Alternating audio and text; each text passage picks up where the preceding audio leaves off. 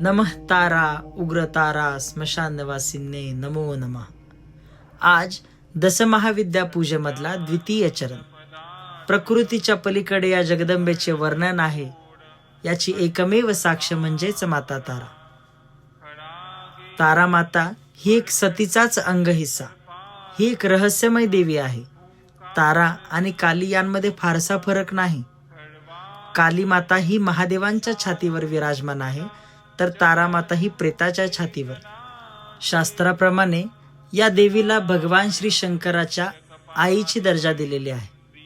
या देवीला लाल रंग अत्यंत प्रिय असून देवीच्या पूजेमध्ये मदिरा तसेच मांसाहाराचा जास्त वापर केला जातो.